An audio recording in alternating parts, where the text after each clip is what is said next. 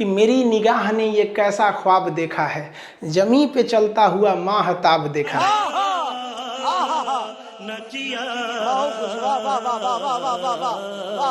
आप ही बताइए ना, कहीं गड्ढा खोद दीजिएगा तो उसमें रोशनी थोड़ी ना जाएगा ज्यादा, गड्ढा में ज्यादा रोशनी नहीं जाता है, थोड़ा ही रोशनी जा पाता है। तो चंद्रमा की सतह जो है ना पूरी तरह से गड्ढा है, इसीलिए हमारा जो चंद्रयान गया था या फिर ज्यादातर जो भी चंद्रमा पे उतारे जाते हैं यान, उस सूर्य ज्यादातर गड्ढे में गिर जाते हैं सब, और वो अपने संपर्क को खो देते हैं सब। तो चंद्रमा की सतह अगर आपसे कोई कह दे तो बराबर नहीं है, वो कैसा है, गड्ढा गढ़ही है, और इन गड्ढों में चंद्रमा पे सूर्य का प्रकाश नहीं जा पाता है, जिस वजह से ये गड्ढे जो होते हैं वो धुंधला दिखता है। तो चांद जो है ना वो धुंधला दिखता है। तो लोग कहते हैं चांद में दाग है, कोई अलग अलग कहानियां सुनाता है, अलग अलग राज्यों में अलग अलग कहानियां प्रचलित है कि चांद पर दाग आया क्यों था। भैया चांद पे कोई दाग नहीं है, चांद पर गड्ढा है। जिस तरह से महिलाओं के या पुरुषों के यहाँ पिंपल्स निकल जाते हैं ना, किसी किसी का खौरा जाता है, कटहल की तरह हो जाता है, तो वो भी दाग की तरह हो जाता है। वैसे ही चंद्रमा पर भी है, यहाँ कोई दाग वगैरह नहीं है, उस गड्ढे में प्रकाश न जाने की वजह से थोड़ा सा धुंधला दिखता है। इंग्लिश में इसे क्या कहते हैं, मून कहते हैं, और हिंदी में चंद्रमा। उर्दू में क्या कहते हैं, इसे महताब कहा जाता है। कहते हैं ना कि मेरी निगाह ने ये कैसा ख्वाब देखा है, जमी पे चलता हुआ माहताब देखा है। समझ में आ गया कि नहीं। और यूट्यूब है, इस पे थोड़ा सा शायरी कम होना चाहिए, हमको लगा एप्लीकेशन है। चंद्रमा का बहुत महत्व है। सोच रहा बचपन में मम्मी क्या कहती है कि चंदा मामा, बचपन में क्या कहती है, चंदा मामा। और वही लड़कवा जब बड़ा हो जाता है ना तो मम्मी कहती है चांद सी दुल्हन लाएंगे। अरे ससुरा तूने, इसका मतलब तू मामा को दुल्हन बना रही है। अरे अरे भाई, तो ये कहने के लिए चंदा मामा दूर के पुआ पकाए खीर के। अभी तो हाल ही में करवा चौथ बीता है। करवा चौथ में पत्नी अपने पति को चलनी में देखती है, फिर चांद को देखती है, और गर्लफ्रेंड अपने बॉयफ्रेंड को चायछन्नी में देखती है, क्योंकि उसका पावर कम है तो फिर सामान भी छोटा होना चाहिए। आप देखिएगा एगो लड़का लड़की शादी करके भाग जाएगा सब, अब उसके बाद से लड़कियां पकड़ाएगी ना तो कोर्ट में आके क्या कर देगी, हमको बहला फुसला के लेके भाग गया। अब आप बताइए किसी लड़की को कोई बहला फुसला के भागेगा कि चलो चलो चलो भाग जाते हैं शादी कर लेते हैं, नहीं ना लेके भाग सकते हैं। ऐसे कोई लड़की को लेके भागेगा, और देखो कौआ कौआ कौआ। अरे बहलाया फुसलाया किसको जाता है, जिसके पास बुद्धि नहीं है। तो हमारा कानून कहता है कि देखिए समाज को बेहतर बनाने के लिए जरूरी नहीं कि सब पे कानून बराबर लगे, किसी पे थोड़ा सख्त कर दीजिए, किसी पे कम कर दीजिए। इसका मेन मकसद है हिंदुस्तान को अच्छा रखना, इसीलिए इसको लाया गया है कि थोड़ा बहुत ऊंच नीच हो जाता है। देखिएगा लड़का लड़की अगर भाग जाएगा ना तो कोर्ट में लड़का का कोई ज्यादा वैल्यू नहीं दिया जाएगा, लड़कियां जो कहेगी वो सही हो जाता है। इससे क्यों रखा गया इस चीज को, ये एक तरह से जरूरी भी है, क्योंकि ज्यादा अगर बराबर कर देंगे ना तो फिर समाज में एक डिसबैलेंस हो जाएगा। आप देखिए कि राष्ट्रपति और राज्यपाल जो है इनका आता है अनुच्छेद 14, इसमें बड़ा कंफ्यूजन, ध्यान रखिएगा यूपीएससी में इससे क्वेश्चन पूछता है। इसमें दो तरह की बातें कही गई हैं।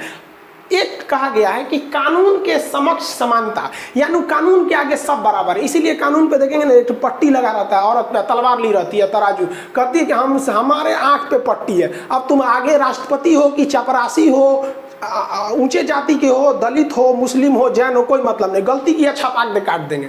यानी कानून के समक्ष समानता, इक्वेलिटी बिफोर लॉ। बिफोर का मतलब पीछे नहीं, बिफोर का मतलब सामने नहीं, देखते अपोजिट मतलब सामने। तो कानून के सामने सब बराबर है। ये बातें सबसे पहले किसने किया था, एवी डेसी। एवी डेसी एक बहुत बड़े शास्त्री थे, उन्होंने ये बात को बताया था। ये यूपीएससी का क्वेश्चन पूछा है कि एवी डेसी का सिद्धांत कौन है, तो कानून के समक्ष समानता। इसी को फॉलो किया गया ब्रिटेन में। ब्रिटेन में कानून सबके लिए बराबर है, वहां की रानी के लिए भी, प्रधानमंत्री के लिए, सबके लिए भी। लेकिन अमेरिका के लोगों ने कहा कि ये गलत है, कानून सबके लिए बराबर नहीं होना चाहिए। जैसे मान के चलिए कि कोई 5 साल का लड़का है, वो क्लास 5, मान लीजिए कोई क्लास 5 साल का लड़का है, और कोई लड़का 20 साल का है, तो क्या एक ही कानून दोनों पे लागू कर देंगे? देखिए तो 5 साल के लड़के का टिकट ट्रेन में आधा लगता है, और 20 साल के लड़के का टिकट पूरा लगता है। अब अगर कोई सुप्रीम कोर्ट में केस ठोक दे इस आधार पर कि सुप्रीम कोर्ट आप बहुत बड़े कानून के रक्षक बनते हैं, ये बताइए हम 20 साल के हैं तब वो भारत के नागरिक हो, बचो है तो वो भारत का, ओकरा आधा का है लग रहा है, हमरा का है पूरा लग रहा है। समझ में आया कि नहीं आया? तो यही कहता है कि देखिए अमेरिका के संविधान में क्या कहा है, कानून का समान संरक्षण। यानी अगर आप बड़े हैं या छोटे हैं, अगर कोई गलती कर दिए हैं तो सजा आप दोनों को बराबर मिलेगी, लेकिन कुछ हद तक आपको अलग देखा जाएगा क्लासिफिकेशन के नाम पर। जैसे भारत में महिलाओं को फांसी नहीं लगी अभी तक, कुछ डिफ्रेंसिएशन करना ठीक है। ये क्यों ठीक है? क्योंकि समाज को एक बेहतरीन बना के रखने के लिए। आप देखिएगा, एगो लड़का लड़की शादी करके भाग जाएगा सब, अब उसके बाद से लड़कियां पकड़ाएगी ना तो कोर्ट में आके क्या कर देगी, हमको बहला फुसला के लेके भाग गया। अब आप बताइए, किसी लड़की को कोई बहला फुसला के भागेगा कि चलो चलो चलो भाग जाते हैं शादी कर लेते हैं? नहीं ना लेके भाग सकते हैं। ऐसे कोई लड़की को लेके भागेगा, और देखो कौआ कौआ कौआ, अरे बहलाया फुसलाया किसको जाता है? जिसके पास बुद्धि नहीं है। तो हमारा कानून कहता है कि देखिए, समाज को बेहतर बनाने के लिए ज़रूरी नहीं कि सब पे कानून बराबर लगे, किसी पे थोड़ा सख्त कर दीजिए, किसी पे कम कर दीजिए। इसका मेन मकसद है हिंदुस्तान को अच्छा रखना, इसीलिए इसको लाया गया है कि थोड़ा बहुत ऊंच नीच हो जाता है। देखिएगा, लड़का लड़की अगर भाग जाएगा ना तो कोर्ट में लड़का का कोई ज़्यादा वैल्यू नहीं दिया जाएगा, लड़कियाँ जो कहेगी वो सही हो जाता है। इससे क्यों रखा गया? इसकी दो सूचना सुनिए। देखिए, ज्योग्राफी का एडमिशन क्लोज कर दिया गया था, लेकिन बहुत सारे लड़के छूट गए थे और क्लास लेते समय एप्लीकेशन पे सब यही कहता है, सब सर एडमिशन थोड़ा ओपन कर लीजिए।